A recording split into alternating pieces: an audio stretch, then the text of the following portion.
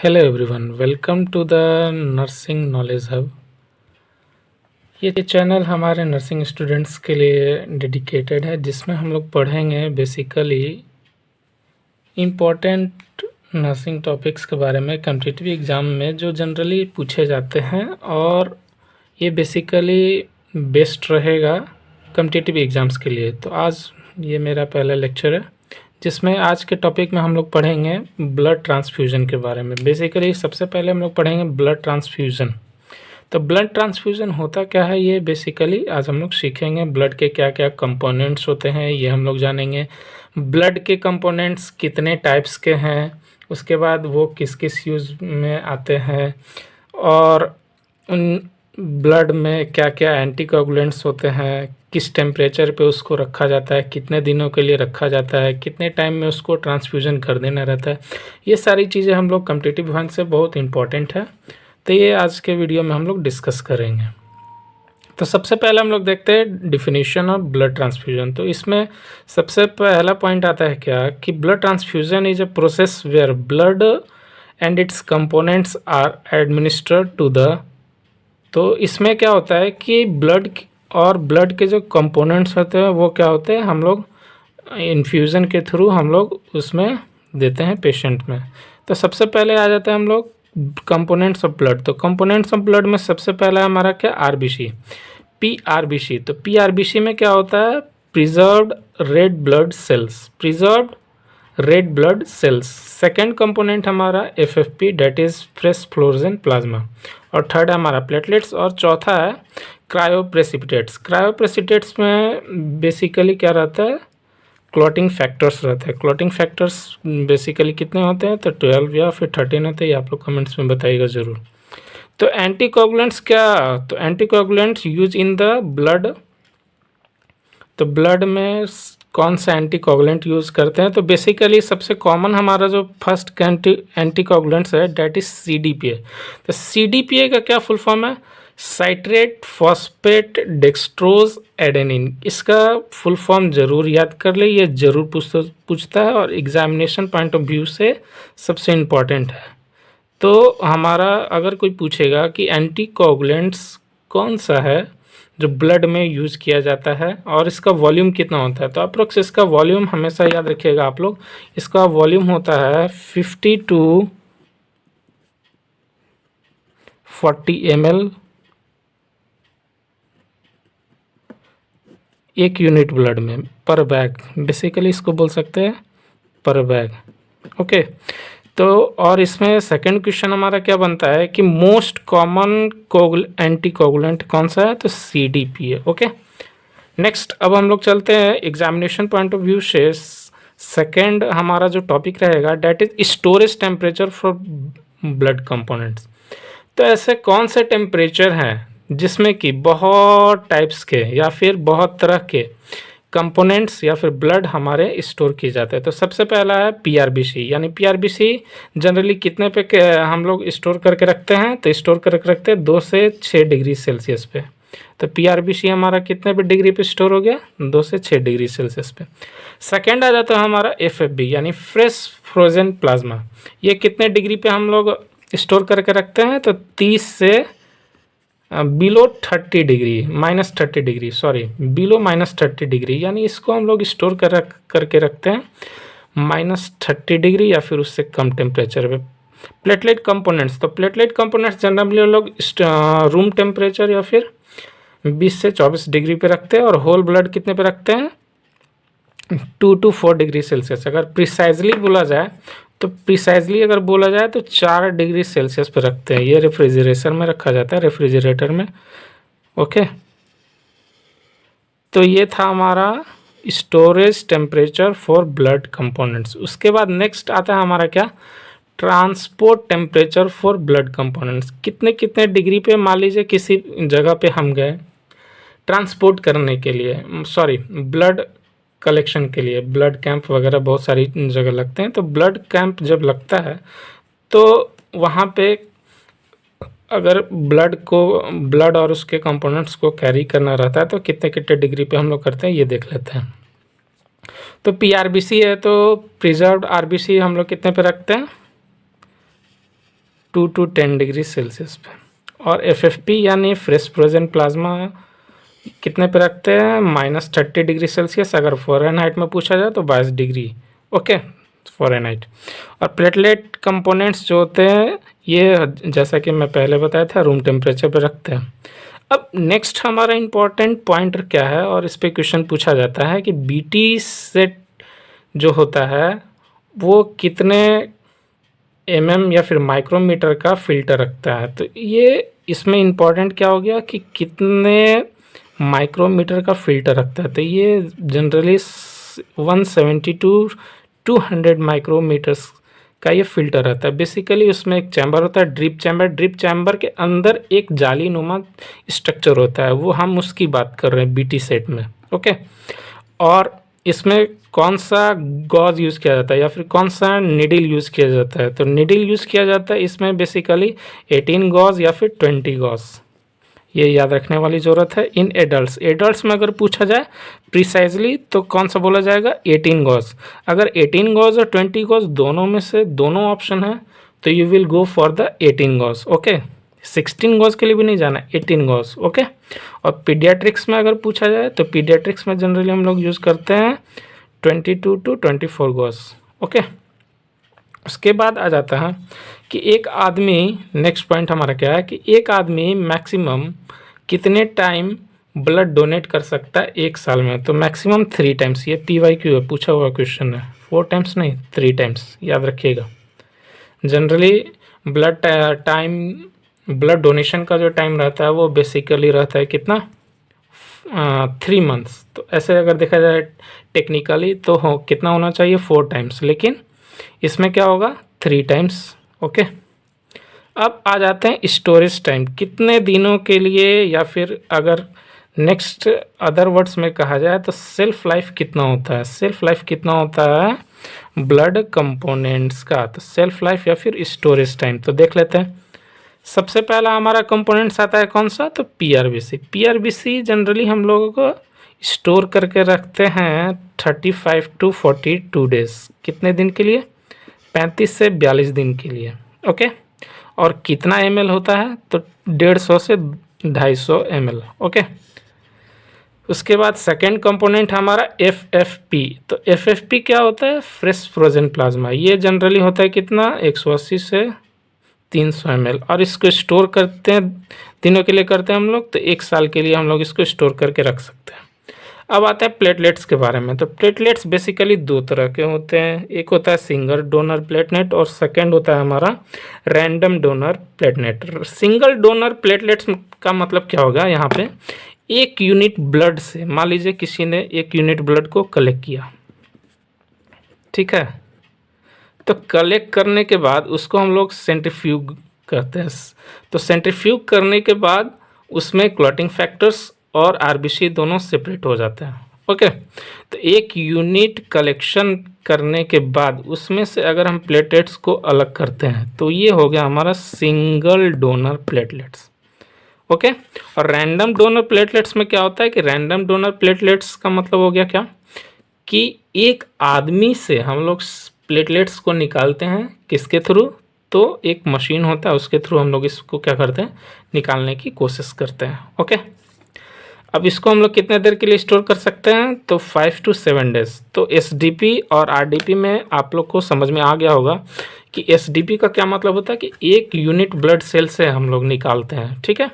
और RDP का मतलब क्या हो गया कि एक आदमी से हम लोग प्लेटलेट्स को निकालते हैं, ठीक है। दोनों अलग अलग चीज़ें। उसके बाद आता है हमारा क्रायोप्रेसिपिटेट। तो क्रायोप्रेसिपिटेट में हम लोग क्या करते हैं, 10 ml 10 टू 20 ml, और इसका भी सेल्फ लाइफ कितना होता है, 1 ईयर, या फिर कह सकते हैं कि इसको हम लोग स्टोर करके रख सकते हैं कितने दिनों के लिए, तो 1 साल के लिए। और होल ब्लड में कितना रहता है, 300 to 350 ml of blood, okay. और अगर इसी में हम लोग एंटीकोगुलेंट जोड़ दें तो 350 हो जाएगा, और ये कितना हो जाएगा 400, ओके। तो 50 ml मान के चलते हैं कि हमारा एंटीकोगुलेंट्स होते हैं, ठीक है। और इसको हम लोग स्टोर करके रखते 21 से 35 दिन के लिए, और कहीं कहीं लेकिन अगर प्रिसाइजली बोला जाए किसी किसी बुक्स में तो 21 से 35 दिन के लिए भी मिलता है, ओके, और 35 से 42 दिन के लिए भी देखने को हम लोग को मिलता है, ठीक है ना। नेक्स्ट पार्ट में अब हम लोग देखते हैं कि criteria for the blood donor in India. Blood donation के लिए क्या क्या क्राइटेरिया हम लोग रखे हैं इंडिया में, और ये जनरली डिसाइड किया जाता है। अगर पूछा जाए कि डिसाइडिंग बॉडी कौन सी रहेगी, तो ये हम लोग जनरली डिसाइड करते हैं इंडिया। यही जनरली क्या करता है हमारे इंडिया में जो है, ये ब्लड डोनेशन बेसिकली ब्लड के जितने भी ब्लड कैंप लगते हैं या फिर ब्लड जो कह सकते हैं कि ब्लड का जो है बेसिकली मेन रेगुलेटरी बॉडी यही है, ओके। अब हम लोग देखते हैं क्या कि एज, तो एज कितना होना चाहिए जनरली, तो एज होना चाहिए हमारा 18 to 16 years, sorry 18 to 60 years, okay. और उस आदमी में हेमोग्लोबिन का कितना लेवल होना चाहिए, तो ये बेसिकली अलग अलग होता है। मेल के लिए कितना होना चाहिए, 13 ग्राम पर डेसीलीटर, यूनिट याद रखना है, ग्राम पर डेसीलीटर मेल के लिए। और फीमेल के लिए कितना होता है, 12 ग्राम पर डेसीलीटर। अगर उस पर्सन का हेमोग्लोबिन अगर मेल में 13 ग्राम पर डेसीलीटर से ज़्यादा है तो वो ब्लड डोनेट कर सकता है इंडिया में, और फीमेल का 12 ग्राम पर डेसीलीटर से ज़्यादा है तो ब्लड डोनेट कर सकता है इंडिया में।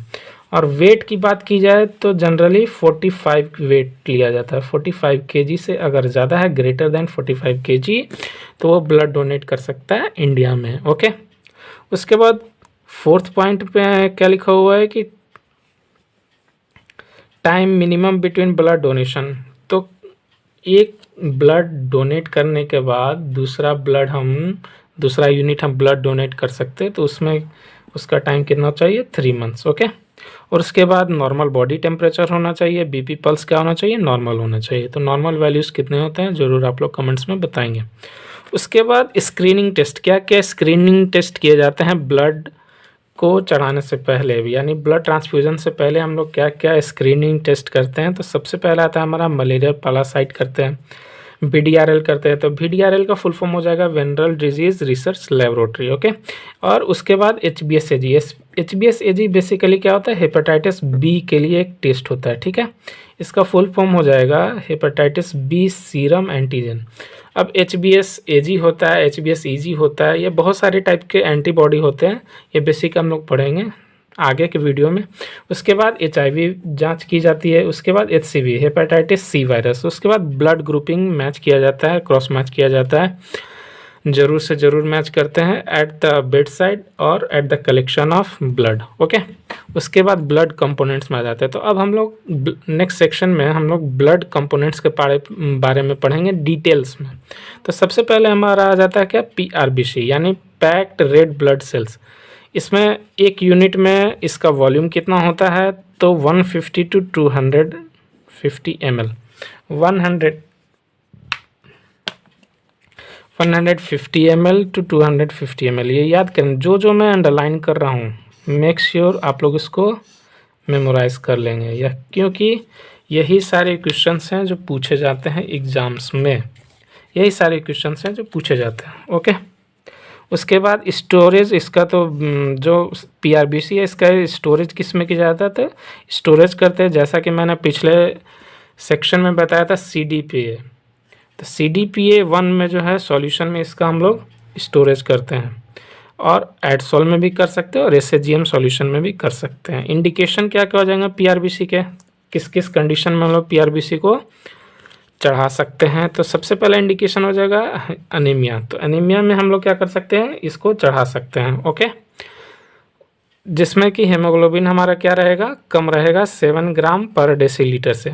मैसिव ब्लड लॉस हो जाएगा तो उस केस में चढ़ा सकते हैं। थैलेसीमिया में चला सकते हैं। तो थैलेसीमिया कितने टाइप्स के होते हैं ये भी आप लोग बताएंगे। उसके बाद थर्ड है हमारा sickle cell anaemia. Sickle cell anaemia में भी हम लोग PRBC को चढ़ा सकते हैं, ओके। उसके बाद आ जाता है हमारा स्टोरेज टेम्परेचर। तो स्टोरेज टेम्परेचर क्या रहता है, तो स्टोरेज टेम्परेचर जनरली होता है ब्लड के ही टेम्परेचर से मान के चलते हैं, तो 2 to 6 डिग्री सेल्सियस। और स्टोरेज टाइम क्या हो जाएगा हमारा 35 to 42 डेज, ओके। और क्रॉस मैच इसमें ज़रूरत रहता है कि नहीं? हाँ, तो रिक्वायर्ड रहता है क्रॉस मैच। ऐसा नहीं है कि बिना क्रॉस मैच किए चढ़ा देंगे। ऐसा कौन सा चीज़ है जो बिना हम लोग क्रॉस मैच के चढ़ा सकते हैं? ज़रूर आप लोग बताएं कमेंट्स में, आगे हम लोग डिस्कस करेंगे, लेकिन जिनको पता हो वो लोग ज़रूर बताएंगे। और इन्फ्यूज़न टाइम, तो कितने देर में हम लोग इसको चढ़ा देना है? तो 4 घंटे के भीतर ब्लड कलेक्शन ब्लड अगर हम ले लेंगे ब्लड के बैंक से, तो उसके 4 घंटे के भीतर हम लोग क्या करेंगे कि 4 घंटे के भीतर क्या करेंगे कि हम लोग उसको इन्फ्यूज़ कर देंगे, यानी चढ़ा देंगे। Okay, 240 minutes. ये पूछे, ये सब जितने भी मैं अंडरलाइन कर रहा हूँ या फिर जितने भी पॉइंट्स मैं डिस्कस कर रहा हूँ, ये सारे PYQ हैं, सारे पूछे जाते हैं एग्ज़ाम्स में, कॉम्पिटिटिव एग्ज़ाम्स में। नेक्स्ट, अब हम लोग देखते हैं क्या कि एक हेमोग्लोबिन जो होता है 3% HCT यानी हेमेटोक्रिट को बढ़ाता है। और ये चेंजेस जनरली कितने देखने को मिलता है? तो 6 आवर्स ऑफ ट्रांसफ्यूजन। अगर मान लीजिए अभी हम ट्रांसफ्यूजन किए PRBC का, तो ये चेंज यानी 1 ग्राम हेमोग्लोबिन कब बढ़ने को देखने को मिलेगा? 6 घंटे बाद। ये भी PYQ है, ये बहुत इंपॉर्टेंट पॉइंट है और पूछा हुआ क्वेश्चन है। तो बेसिकली अगर अब मैं आप लोग से पूछूं कि नॉर्मल हेमेटोक्रिट कितना होगा, तो नॉर्मल हेमोग्लोबिन कितना होता है? मेल में कितना होता है? 12 to 6 मेल में 13 to 17 ग्राम पर डेसीलीटर। तो अगर हेमेटोक्रिट के बारे में पूछा है, तो हेमेटोक्रिट मेल में कितना नॉर्मल हो जाएगा? तो एक कितना होता है? तो 13 3 जा कितना हो गया? 39, 13 39 और 17 51। तो ये परसेंटेज होता है हमारा क्या? हेमेटोक्रिट का। और फीमेल में अगर पूछा जाए तो फीमेल में हेमोग्लोबिन कितना रहता है? फीमेल में हेमोग्लोबिन कितना रहेगा? तो फीमेल में हेमोग्लोबिन कितना रहता है नॉर्मल? 12 to 16 ग्राम पर डेसीलीटर। तो अगर हम हेमेटोक्रिट की बात करें, नॉर्मल हेमेटोक्रिट इन फीमेल, तो कितना हो जाएगा? 12 या 36 और 16 या 48, यानी 48%। प्लेटलेट्स, नेक्स्ट हम लोग देखते हैं प्लेटलेट्स। तो ब्लीडिंग डिसऑर्डर, इसका इंडिकेशन क्या क्या हो जाएगा? तो ब्लीडिंग डिसऑर्डर में यूज कर सकते हैं, ठीक है।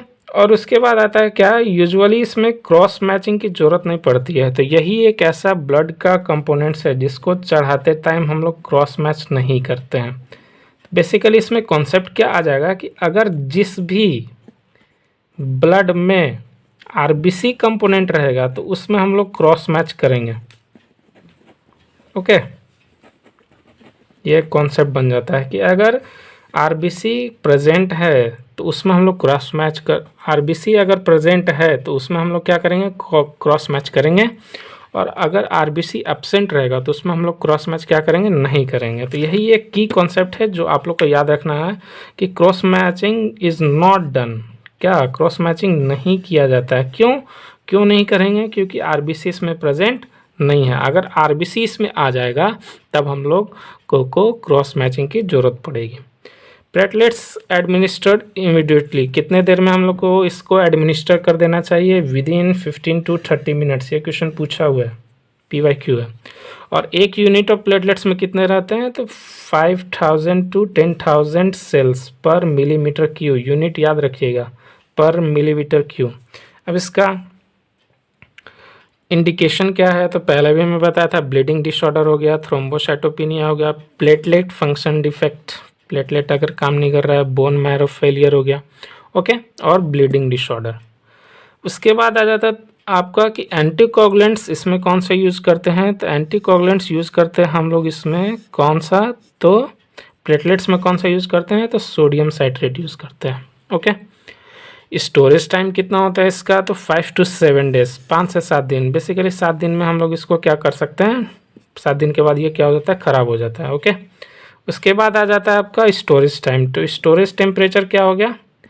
बताया था मैं कि प्लेटलेट्स को हम लोग जनरली क्या करते हैं? रूम टेम्परेचर पे रखते हैं। तो रूम टेम्परेचर पे हम लोग रखेंगे तो कितना होगा? 20 to 24 डिग्री सेल्सियस।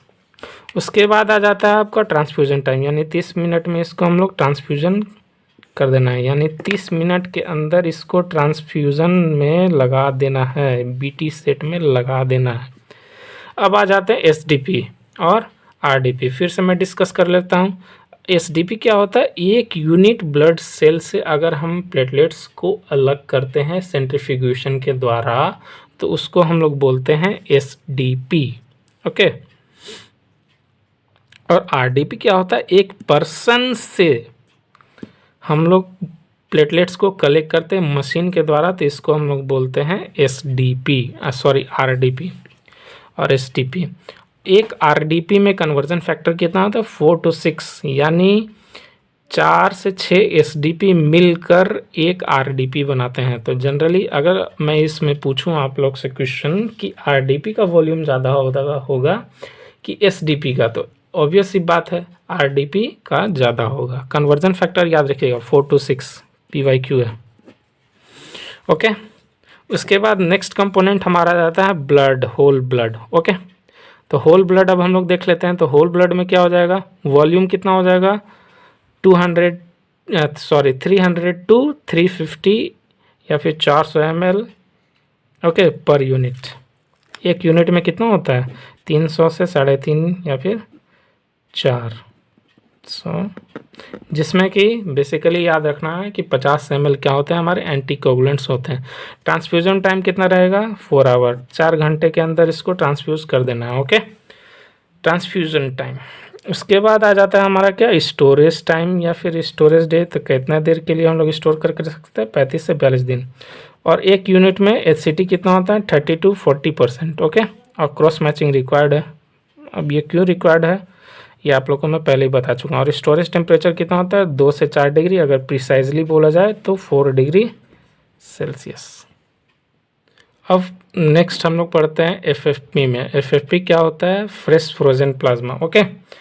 तो ये कैसे बनाया जाता है? ये क्या होता है? नॉन सेलुलर पार्ट होता है। ये क्या होता है? Prepared by non cellular portion of blood. ये किससे हम लोग प्रिपेयर करते हैं? Non cellular portion of blood से प्रिपेयर करते हैं और सेंट्रीफ्यूज करते हैं कितने? 1000 रोटेशन के लिए, और उसके बाद फ्रीज करते हैं फ्यू आवर्स के लिए।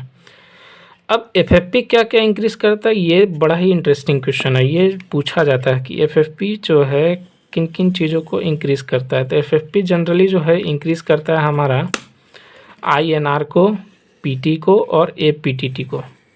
ये बेसिकली क्या टर्म्स होते हैं ये हम लोग डिस्कस करेंगे आगे एमएसएन में, तब मैं बताऊंगा कि ये आईएनआर क्या होता है, एपीटीटी क्या होता है और पीटी क्या होता है।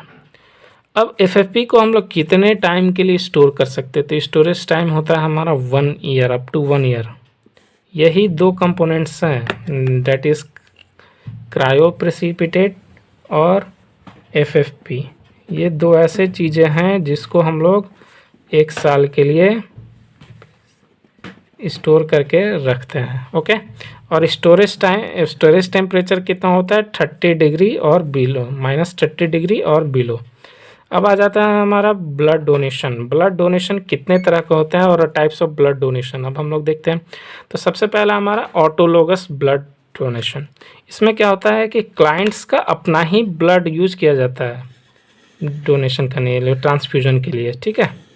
तो क्लाइंट्स का अगर ऑन ब्लड अगर यूज़ किया जाता है डोनेशन के लिए तो उसको हम लोग कौन सा ब्लड टाइप ऑफ डोनेशन बोलेंगे? तो ऑटोलोगस बोलेंगे।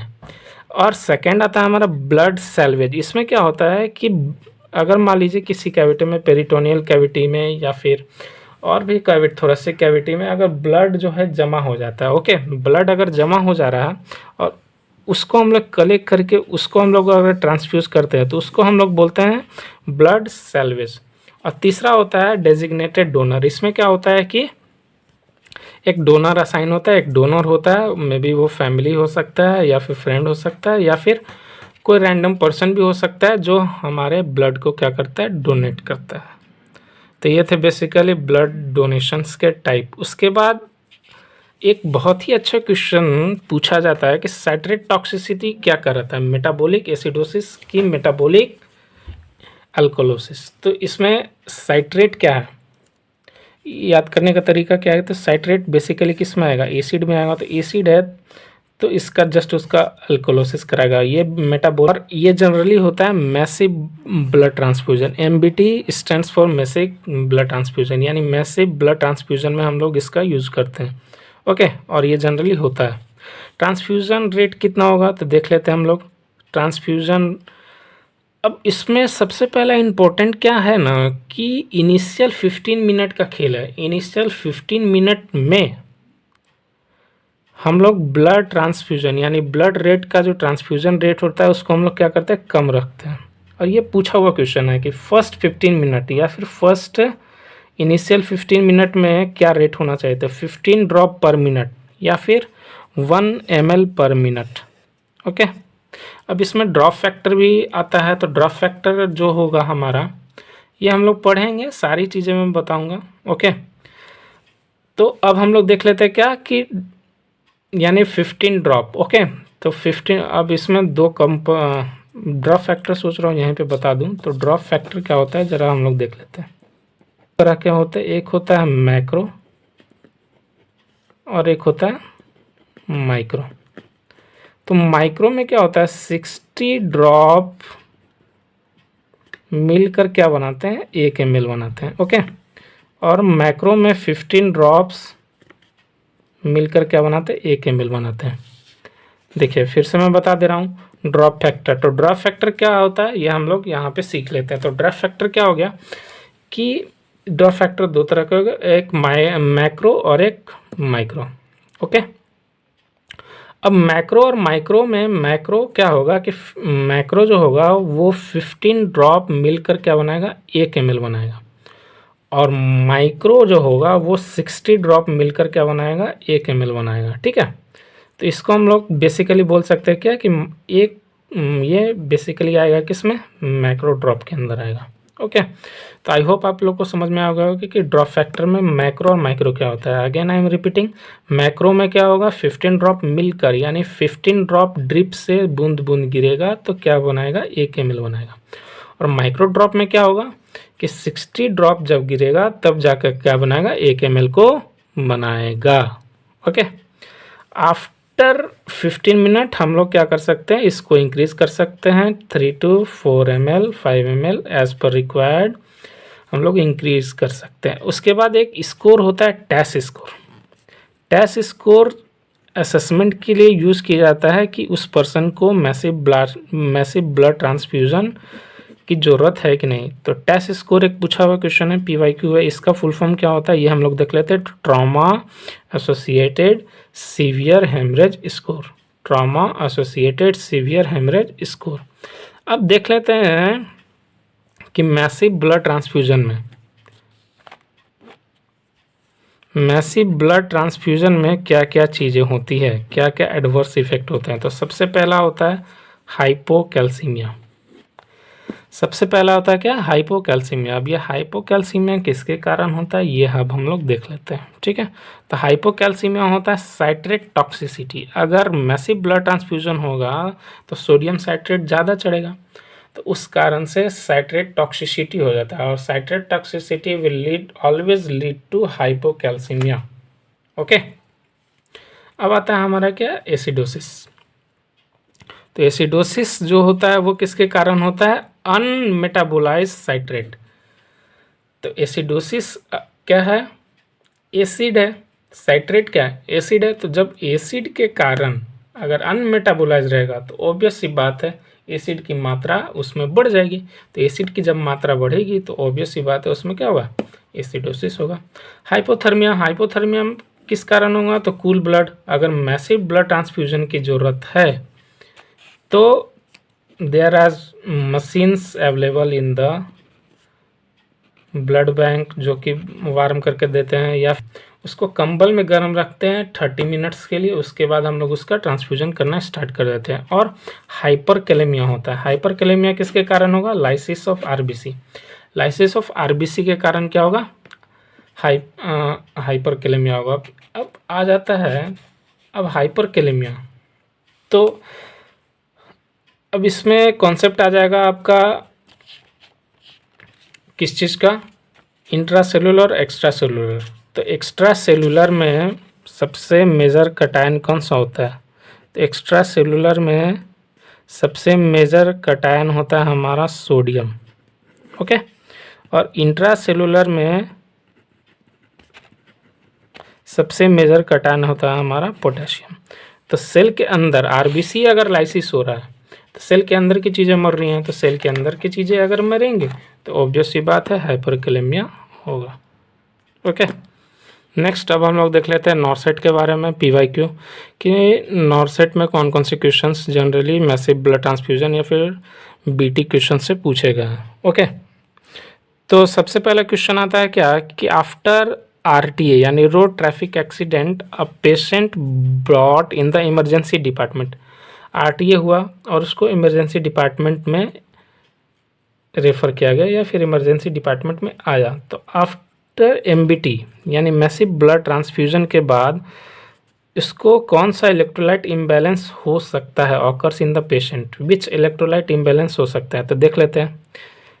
तो हाइपोकैल्सीमिया, हाइपोकैलेमिया, हाइपोनेट्रीमिया या फिर हाइपरथर्मिया। तो हाइपरथर्मिया तो कभी होगा नहीं, हाइपोनेट्रीमिया होगा नहीं, हाइपरकैलेमिया होता है, हाइपोकैलेमिया नहीं होता। हाइपरकैलेमिया क्यों होता है? हाइपरकैलेमिया होता है किसके कारण? हाइपर जो होता है हाइपरकैलेमिया, अभी मैं पीछे पढ़ाए होंगे, हाइपरकैलेमिया किसके कारण होता है? तो आरबीसी के लाइसिस के कारण। और क्यों होता है वो भी मैं बताया हूँ। तो हाइपोकैलेमिया भी नहीं होगा। तो बचा ऑप्शन कौन सा हमारा? हाइपोकैल्सीमिया। हाइपोकैल्सीमिया क्यों होता है ये भी बताइए आप लोग। तो साइट्रेट टॉक्सिसिटी के कारण, साइट्रेट टॉक्सिसिटी के कारण क्या होता है? हाइपोकैलेमिया होता है। Next second question, after MBT यानी मैसिव ब्लड ट्रांसफ्यूजन के बाद एक पेशेंट कंप्लेन करता है मसल स्पाज्म और रिजिडिटी इन एक्सट्रीमिटी, ठीक है। Which clinical finding indicates the electrolyte imbalance? तो मसल स्पाज्म हो रहा है और रिजिडिटी इन एक्सट्रीमिटी है, तो मसल स्पाज्म से ही समझ जाना चाहिए कि इसमें क्या होगा, हाइपोकैल्सीमिया होगा। Same option, first hypocalcaemia, second hypokalemia, third hyponatraemia और फोर्थ हाइपरथर्मिया। तो कौन सा होगा? Hypocalcaemia, okay. आई होप आप लोग समझ गए होंगे।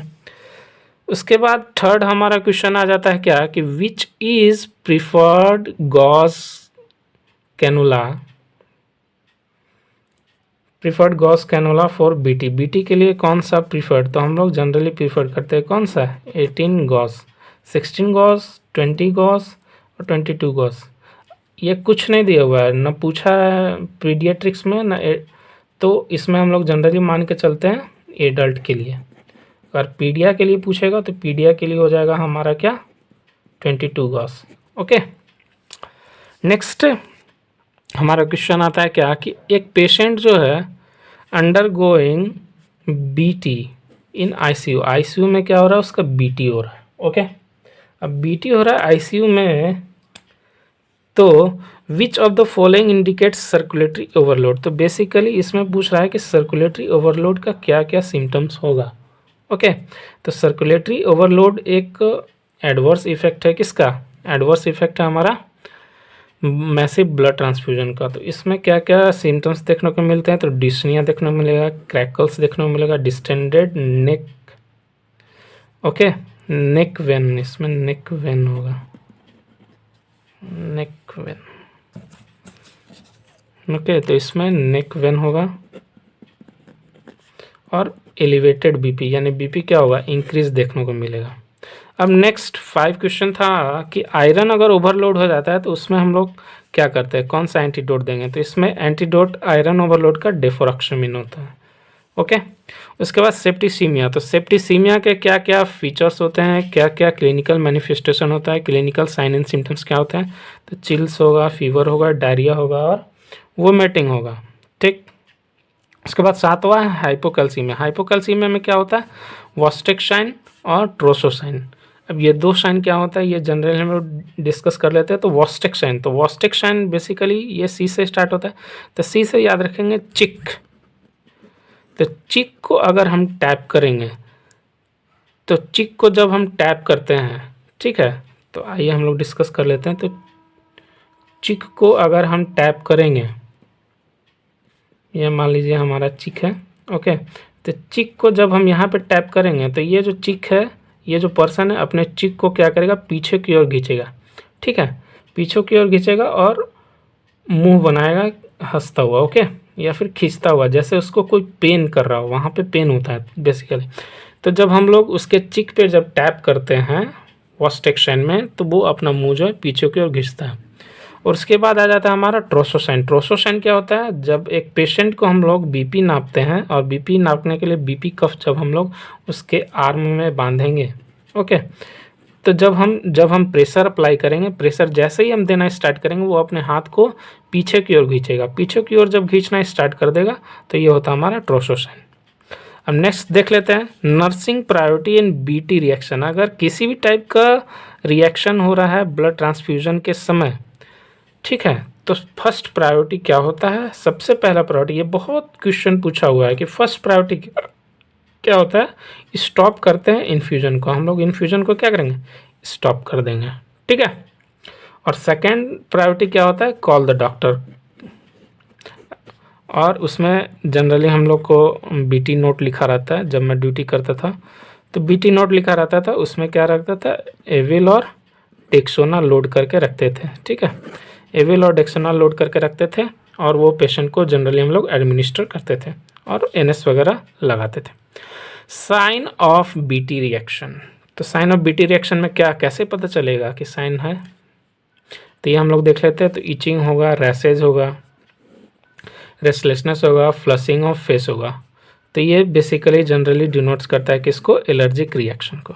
ठीक है, उसके बाद नेक्स्ट हमारा क्वेश्चन आ जाता है 10th क्वेश्चन में हम लोग डिस्कस करेंगे क्या, कि एक ट्रॉमेटिक पेशेंट है जो कि आया है इमरजेंसी डिपार्टमेंट में, और traumatic patient brought in ER department with massive blood transfusion, massive blood loss, यानी उसका ब्लड लॉस बहुत ज़्यादा हो गया, और कोगुलेशन फैक्टर भी है।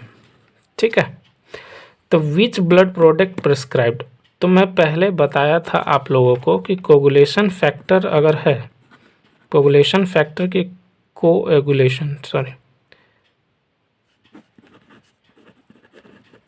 कोगुलेशन फैक्टर की अगर कमी है तो कौन सा देंगे हम लोग, क्रायोप्रेसिपिटेट देंगे, क्योंकि क्रायोप्रेसिपिटेट में क्या होता है, हमारा क्लोटिंग फैक्टर वगैरह सारी चीज़ें प्रेजेंट रहती है। लेकिन यहाँ पे कोगुलेशन फैक्टर के साथ साथ मैसिव ब्लड ट्रांसफ्यूजन है, तो इसमें हम लोग क्या करेंगे, क्रायोप्रेसिपिटेट नहीं देंगे, इसमें हम लोग चढ़ाएंगे यानी फ्रेश फ्रोजन प्लाज्मा। ओके, तो अगर सिर्फ कोगुलेशन फैक्टर पूछता, ओके, कोगुलेशन फैक्टर अगर पूछता तो उसमें हम लोग चढ़ाते क्रायोप्रेसिपिटेट, लेकिन मैसिव ब्लड ट्रांसफ्यूजन भी तो हो रहा है, ये भी तो हम लोग को कंसीडर करना पड़ेगा। तो मैसिव ब्लड ट्रांसफ्यूजन अगर है, ब्लड लॉस है और कोगुलेशन फैक्टर भी है, तो उस केस में हम लोग क्या करेंगे, एफएफपी को चढ़ाते हैं। नेक्स्ट हमारा क्वेश्चन आ जाता है क्या, कि एफएफपी को हम लोग कितने टेम्परेचर पे स्टोर, 22 डिग्री सेल्सियस पे हम लोग स्टोर कर रखते हैं। ओके, 1 साल के लिए ना स्टोर करते हैं इसको। नेक्स्ट पॉइंट अब हम लोग देख लेते हैं। Next question, a person agrees with the organ donation. Organ donation के लिए एक पर्सन तैयार हो गया है। ठीक है, before transplantation which thing should be done at priority, कौन सा चीज़ हम लोग को प्रायोरिटी बेसिस पे करना पड़ेगा। Your options are, first option consent from the family member, consent लेंगे, ब्लड टाइप रिलेशन पूछेंगे, बायोकेमिकल क्रॉस मैचिंग करेंगे, और चौथा ऑप्शन है हमारा क्या, वायरल मार्कर। तो इसमें हम लोग बेसिकली इसका ऑप्शन करेक्ट होगा बायोकेमिकल क्रॉस मैचिंग। इसमें हम लोग सबसे पहले क्या करेंगे, बायोकेमिकल क्रॉस मैचिंग। अगर क्रॉस मैचिंग होगा ही नहीं तो फिर हम कंसेंट लेके क्या करेंगे और ब्लड टाइप रिलेशन लेके क्या करेंगे। ओके, उसके बाद क्या होता है, नेक्स्ट क्वेश्चन हम लोग देख लेते हैं। तो after receiving the blood in word from refrigerator, blood should be given with in, कितने देर में हम लोग को ब्लड को दे देना चाहिए, तो with in 30 minutes. Okay, FFP हो गया, पीआरबीसी हो गया, ये तीनों को हम लोग 30 मिनट्स के अंदर एडमिनिस्टर कर देते हैं। और प्लेटलेट्स को इमीडिएटली करना चाहिए। प्लेटलेट्स को इमीडिएटली या 15 to 30 मिनट्स, 15 मिनट्स याद रखेंगे कि इतने देर के अंदर इसको कर देना चाहिए। तो कैसा लगा वीडियो आप लोग कमेंट्स में ज़रूर बताएं।